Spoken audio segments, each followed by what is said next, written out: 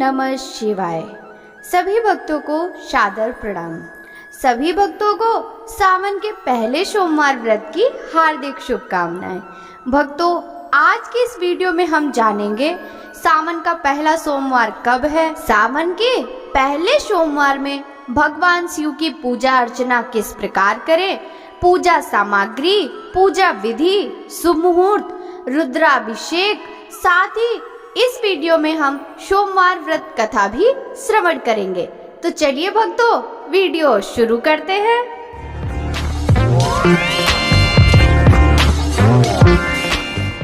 सावन के पहले सोमवार का विशेष महत्व होता है। सावन का पहला सोमवार इस बार 10 जुलाई को है। इस बार सावन में कुल 8 सोमवार पड़ने वाले हैं। सावन सोमवार के दिन भगवान शिव को प्रसन्न करने के लिए महादेव भक्त व्रत उपवास रखते हैं, रुद्राभिषेक करते हैं। सावन सोमवार पूजा विधि, शुभ मुहूर्त, नियम, रुद्राभिषेक का महत्व समेत पूरी जानकारी भक्तों इस वीडियो में जानेंगे। इस साल बन रहा सावन में अद्भुत संयोग। पूरे 19 साल बाद ऐसा संयोग बना है जिसमें सावन पूरे 59 दिनों का होगा। साल 2023 में सावन महीने के दौरान अधिक मास भी पड़ रहा है, इसलिए 2 महीनों में पूजा अर्चना करने से भगवान शिव के साथ श्री हरि विष्णु की भी विशेष कृपा होगी। 10 जुलाई दिन सोमवार को सूर्योदय सुबह 5:30 पर होगा। वहीं सूर्यास्त शाम 7:21 पर हो जाएगा। सावन महीने का पहला सोमवार 10 जुलाई को है। उसी दिन सुकर्मा योग भी बन रहा है, जो 10 जुलाई को दोपहर 12:34 से शुरू होकर 11 जुलाई को 10:52 तक रहेगा। वहीं रेवती नक्षत्र 10 जुलाई को शाम 6:59 तक है। वहीं राहु काल सुबह 7:14 से शुरू होकर सुबह 8:58 तक रहेगा। भक्तों, जैसा कि आप सब जानते हैं, आप भगवान शिव की पूजा अर्चना सुबह 7 बजे से पहले ही संपन्न कर ले। राहु काल में की गई पूजा का कोई भी फल प्राप्त नहीं होता है। वहीं भक्तों, हिंदू पंचांग के अनुसार मासिक सावन शिवरात्रि कृष्ण पक्ष की चतुर्दशी तिथि 15 जुलाई को पड़ती है। यह 15 जुलाई को रात 8:32 से शुरू होगी और 16 जुलाई को रात 10:08 पर समाप्त हो जाएगी। निशिता काल में पूजा का समय शुरू होगा 12:07 से और 16 जुलाई को 12:48 पर समाप्त हो जाएगा। आइए भक्तों, अब हम जानते हैं सावन में क्यों की जाती है शिव की पूजा। सावन में अन्य देवी देवताओं के मुकाबले शिव जी की पूजा सबसे अधिक की जाती है। ये पूरा महीना ही शिव जी को समर्पित है। ऐसा कहते हैं कि सावन में ही देवी पार्वती ने शिव जी को पति रूप में पाने के लिए तपस्या शुरू की थी। तब से प्रसन्न होकर शिव जी प्रकट हुए और देवी की इच्छा पूरी करने का वरदान दिया। यही वजह है कि सावन में भगवान शिव की पूजा करने से मनोकामनाएं जल्द पूर्ण होती हैं। सावन में सोमवार के अलावा प्रदोष व्रत, सावन शिवरात्रि आदि कई महत्वपूर्ण तिथियों पर शिव पूजा उत्तम फलदायी मानी गई है। आइए भक्तों, हम जानेंगे कब कब रखे जाएंगे सावन सोमवार व्रत। पहले चरण में सावन 4 जुलाई से 17 जुलाई तक रहेगा, जिसमें 2 सावन सोमवार व्रत पड़ेंगे, जिसमें पहला सोमवार व्रत 10 जुलाई को, दूसरा सावन सोमवार व्रत 17 जुलाई को रहेगा। इसी बीच मलमास यानी अधिक मास 18 जुलाई से आरंभ होकर 16 अगस्त तक रहेगा, जिसमें 4 सावन सोमवार व्रत पड़ेंगे। दूसरे चरण में सावन 17 अगस्त से 31 अगस्त तक है। इसमें भी 2 सावन सोमवार व्रत पड़ेंगे, जिसमें तीसरा सावन सोमवार व्रत 21 अगस्त को, चौथा सावन सोमवार व्रत 28 अगस्त को रहेगा। आइए भक्तों, अब हम जानते हैं सावन सोमवार पूजा विधि के बारे में। सुबह जल्दी उठ जाएं, और स्नान आदि से निवृत्त होने के बाद साफ वस्त्र धारण करें। घर के मंदिर में दीप प्रज्वलित करें। सभी देवी देवताओं का गंगा जल से अभिषेक करें। शिवलिंग में गंगा जल और दूध चढ़ाएं। भगवान शिव को पुष्प अर्पित करें। भगवान शिव को बेल पत्र अर्पित करें। भगवान शिव की आरती करें और भोग भी लगाएं। इस बात का ध्यान रखें कि भगवान को सिर्फ सात्विक चीजों का भोग ही लगाया जाता है। भगवान शिव का अधिक से अधिक ध्यान करें। अब हम जानेंगे कि भगवान शिव का किन किन चीजों से अभिषेक करना चाहिए। पहला है शुद्ध जल। धार्मिक मान्यता के अनुसार सावन में शुद्ध जल से भगवान का अभिषेक करने से पुण्य की प्राप्ति होती है। दूसरा है गन्ने का रस। सावन में गन्ने के रस से शिव जी का अभिषेक करने से आर्थिक स्थिति सुदृढ़ होती है। तीसरा है दूध। सावन सोमवार को दूध से भगवान शिव का अभिषेक करने से संतान प्राप्ति की इच्छा पूरी होती है। चौथा है दही। सावन सोमवार के दिन दही से भगवान शिव का अभिषेक करने पर शिव जी की कृपा से जीवन में आ रही बाधाएं दूर होती हैं। पांचवा है घी। सावन में गाय के घी से शिव जी का अभिषेक करना शुभ माना गया है। माना जाता है कि सावन सोमवार को घी से भगवान शिव का अभिषेक करने से सेहत संबंधी समस्याएं दूर होती हैं। छठवां है गंगा जल। सावन सोमवार को गंगा जल से शिव जी का अभिषेक करना बेहद शुभ माना गया है। माना जाता है कि इससे घर में सुख समृद्धि का आगमन होता है। भक्तों, आइए अब हम जानते हैं कैसे करें सोमवार का व्रत और क्या है व्रत करने की विधि। सुबह जल्दी उठ जाएं और स्नान आदि से निवृत्त होने के बाद साफ वस्त्र धारण करें। घर के मंदिर में दीप प्रज्वलित करें। सभी देवी देवताओं का गंगा जल से अभिषेक करें। शिवलिंग में गंगा जल और दूध चढ़ाएं। भगवान शिव को पुष्प अर्पित करें। भगवान शिव को बेल पत्र अर्पित करें। भगवान शिव के मंत्रों का जाप कर भगवान शिव की पूजा संपन्न करें। इस दिन रेवती नक्षत्र का प्रभाव भी है। सावन के पहले दिन पंचक लगने के कारण यदि आपके मन में रुद्राभिषेक करने के शुभ मुहूर्त को लेकर कोई प्रश्न उठ रहा है तो बता दें कि ज्योतिष के अनुसार सावन में कभी भी पंचक या भद्रा काल लगता है तो उस समय में पूजा पाठ करने पर कोई रोक नहीं होती। कारण यह है कि भगवान शिव कालों के काल महाकाल हैं और सभी ग्रह नक्षत्र उनके अधीन हैं। इसलिए पूरे दिन आप बिना किसी संशय के निश्चिंत होकर व्रत और शिव पूजा अनुष्ठान इत्यादि कर सकते हैं। सावन सोमवार पूजा में क्या क्या पूजा सामग्री की आवश्यकता होती है। सावन सोमवार में शिव पूजा के लिए गंगा जल, दूध, दही, शहद, घी, चीनी, पंचामृत, जनेऊ, वस्त्र, चंदन, ड्रौली, अक्षत, बेलपत्र, फल, विजया, आक, धतूरा, कमल, पान, सुपारी, लौंग, इलायची, पंचमेवा, धूप, दीप, गुलाल, अबीर, इत्र, कपूर इत्यादि का उपयोग करना चाहिए। भक्तों, आइए हम जानते हैं सावन सोमवार व्रत का महत्व। पूरा श्रावण मास जप, तप और ध्यान के लिए उत्तम होता है, लेकिन इसमें सोमवार का विशेष महत्व है। सोमवार का दिन चंद्र ग्रह का दिन होता है और चंद्रमा के नियंत्रक भगवान शिव हैं। इस दिन पूजा करने से न केवल चंद्रमा बल्कि भगवान शिव की कृपा भी मिल जाती है।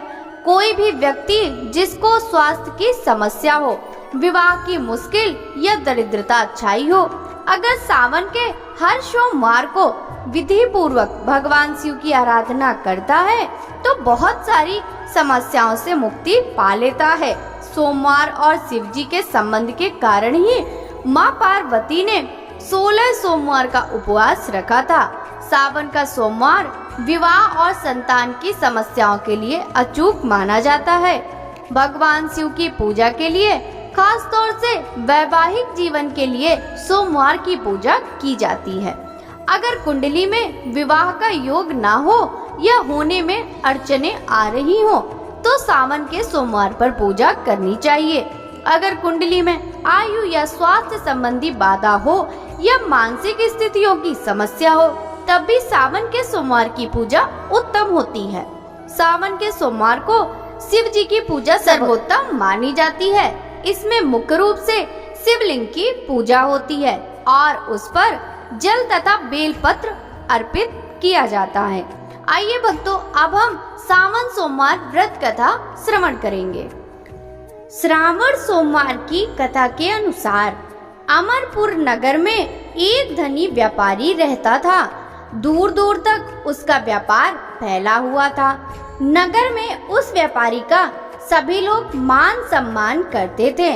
इतना सब कुछ होने पर भी वह व्यापारी अंतर्मन से बहुत दुखी था, क्योंकि उस व्यापारी का कोई पुत्र नहीं था।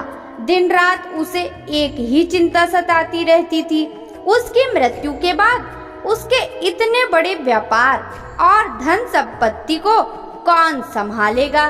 पुत्र पाने की इच्छा से वह व्यापारी प्रति सोमवार भगवान शिव की व्रत पूजा किया करता था। सायंकाल को व्यापारी शिव मंदिर में जाकर भगवान शिव के सामने घी का दीपक जलाया करता था। उस व्यापारी की भक्ति देखकर एक दिन पार्वती ने भगवान शिव से कहा, हे प्राणनाथ, यह व्यापारी आपका सच्चा भक्त है। कितने दिनों से यह सोमवार का व्रत और नियमित पूजा पाठ कर रहा है। भगवान आप इस व्यापारी की मनोकामना अवश्य ही पूर्ण करें।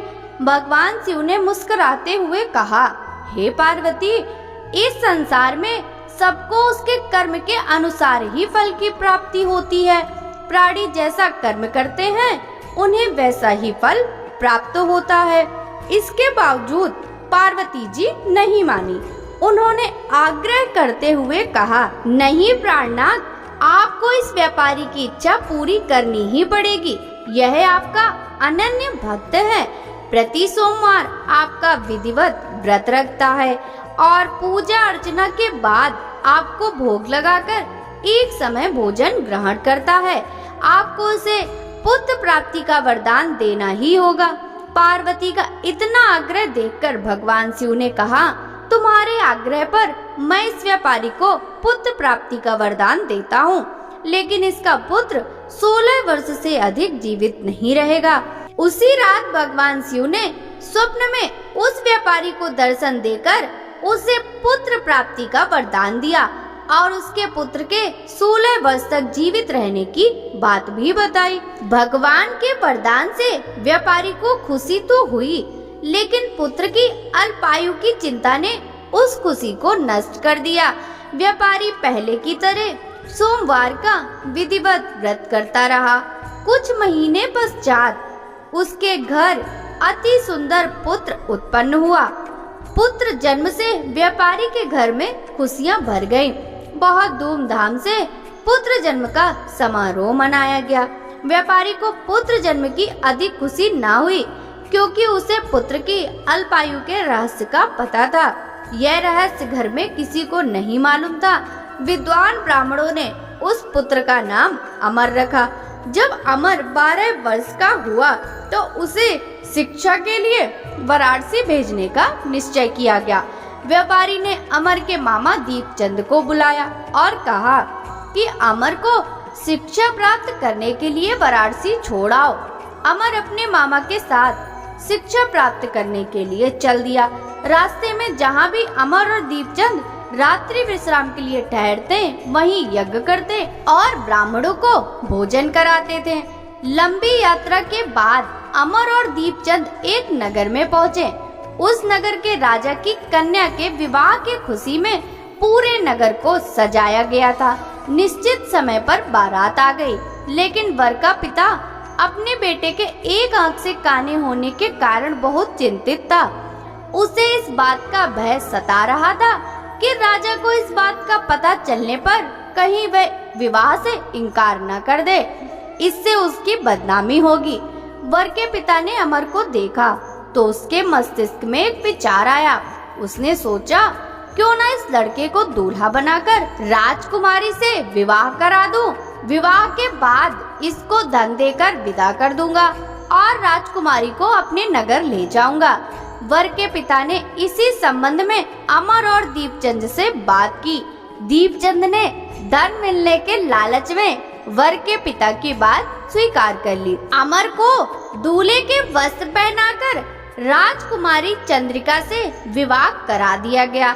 राजा ने बहुत सा धन देकर राजकुमारी को विदा किया।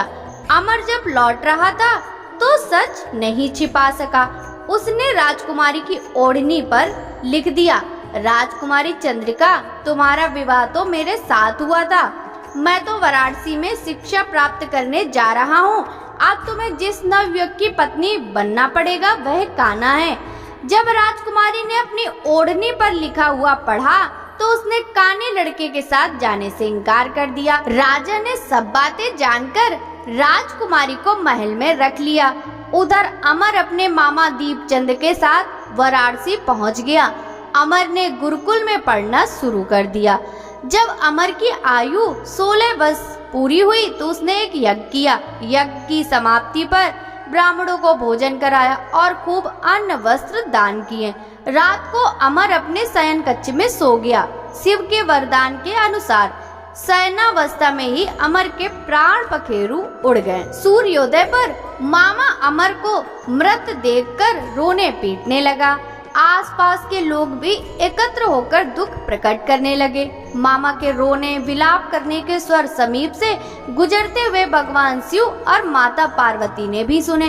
पार्वती जी ने भगवान से कहा, प्राणनाथ, मुझे इसके रोने के स्वर सहन नहीं हो रहे, आप इस व्यक्ति के कष्ट को दूर करें। भगवान शिव ने पार्वती के साथ अदृश्य रूप में समीप जाकर अमर को देखा तो पार्वती जी से बोले, पार्वती, यह तो उसी व्यापारी का पुत्र है। मैंने इसे 16 वर्ष की आयु का वरदान दिया था, इसकी आयु तो पूरी हो गई। पार्वती जी ने फिर भगवान शिव से निवेदन किया, हे प्राणनाथ, आप इस लड़के को जीवित करें, नहीं तो इसके माता पिता पुत्र की मृत्यु के कारण रो रो कर अपने प्राणों का त्याग कर देंगे। इस लड़के का पिता तो आपका परम भक्त है, वर्षों से सोमवार का व्रत करते हुए आपको भोग लगा रहा है। पार्वती के आग्रह करने पर भगवान शिव ने उस लड़के को जीवित होने का वरदान दिया और कुछ ही पल में वह जीवित होकर उठ बैठा। शिक्षा समाप्त करके अमर मामा के साथ अपने नगर की ओर चल दिया। दोनों चलते हुए उसी नगर में पहुँचे जहां अमर का विवाह हुआ था। उस नगर में भी अमर ने यज्ञ का आयोजन किया। समीप से गुजरते हुए नगर के राजा ने यज्ञ का आयोजन देखा। राजा ने अमर को तुरंत पहचान लिया। यज्ञ समाप्त होने पर राजा अमर और उसके मामा को महल में ले गया और कुछ दिन उन्हें महल में रखकर बहुत सा धन वस्त्र देकर राजकुमारी के साथ विदा किया। रास्ते में सुरक्षा के लिए बहुत से सैनिकों को भी साथ भेजा। दीपचंद ने नगर में पहुंचते ही एक दूत को घर भेजकर अपने आगमन की सूचना भेजी। अपने बेटे अमर के जीवित वापस लौटने की सूचना से व्यापारी बहुत प्रसन्न हुआ। व्यापारी ने अपनी पत्नी के साथ स्वयं को एक कमरे में बंद कर रखा था। भूखे प्यासे रहकर व्यापारी और उसकी पत्नी बेटे की प्रतीक्षा कर रहे थे। उन्होंने प्रतिज्ञा कर रखी थी, यदि उन्हें अपने बेटे की मृत्यु का समाचार मिला तो वह दोनों ही अपने प्राण त्याग देंगे। व्यापारी अपनी पत्नी और मित्रों के साथ नगर के द्वार पर पहुंचा। अपने बेटे के विवाह का समाचार सुनकर पुत्रवधू राजकुमारी चंद्रिका को देखकर उसकी खुशी का ठिकाना न रहा। उसी रात भगवान शिव ने व्यापारी के स्वप्न में आकर कहा, हे श्रेष्ठी, मैंने तेरे सोमवार के व्रत करने और व्रत कथा सुनने से प्रसन्न होकर तेरे पुत्र को लंबी आयु प्रदान की है। व्यापारी बहुत प्रसन्न हुआ। सोमवार का व्रत करने से व्यापारी के घर में खुशियां लौट आईं। शास्त्रों में लिखा है कि जो स्त्री पुरुष सोमवार का विधिवत व्रत करते हैं और व्रत कथा सुनते हैं उनकी सभी इच्छाएं पूरी होती हैं। भगवान शिव माता पार्वती ने जिस प्रकार व्यापारियों को खुशियां प्रदान करी उसी प्रकार भगवान सभी को खुशियां प्रदान करें। प्रेम से बोलिए भगवान शिव शंकर की जय, माता पार्वती की जय। ओम जय शिव ओंकारा, स्वामी जय शिव ओंकारा, शिव अर्धांगी दारा। ओम जय शिव ओंकारा। एकानन चतुरानन पंचानन राजे। हंसासन गरुड़ासन वृषवाहन साजे। ओम जय शिव ओंकारा। दो भुज चार चतुर्भुज 10 भुज अति सोहे। त्रिगुण रूप निरखता त्रिभुवन जन मोहे। ओम जय शिव ओंकारा। अक्षय माला वन माला मुंड माला धारी। त्रिपुरारी कंसारी करमाला धारी। ओम जय शिव ओंकारा। श्वेतांबर पीतांबर बागांबर अंगे। सनकादिक गरुड़ादिक भूतादिक संगे। ओम जय शिव ओंकारा। कर के मध्य कमंडलु चक्र त्रिशूल धारी। सुखकारी दुखहारी जग पालनकारी। ओम जय शिव ओंकारा। ब्रह्मा विष्णु सदा शिव जानते अविवेका। प्रणवाक्षर में शोभित ये तीनों एका। ओम जय शिव ओंकारा। लक्ष्मी सावित्री पार्वती संगा। पार्वती अर्धांगी शिव लहरी गंगा। ओम जय शिव ओंकारा। पर्वत सोहे पार्वती शंकर कैलासा। बांग धतूर का भोजन बसमी में वासा। ओम जय शिव ओंकारा। जटा में गंग बहते हैं गल मुंडन माला। शेष नांग लिपटापत ओढ़त मृग छाला। ओम जय शिव ओंकारा। काशी में विश्वनाथ विराजे नंदी ब्रह्मचारी। नित्य उठ दर्शन पावत महिमाति भारी। ओम जय शिव ओंकारा। त्रिगुण स्वामी जी की आरती जो कोई नर गावे। कहत शिवानंद स्वामी मन वांछित फल पावे। ओम जय शिव ओंकारा। स्वामी जय हर शिव ओंकारा। भगवान शिव जी की जय। भोलेनाथ भगवान की जय।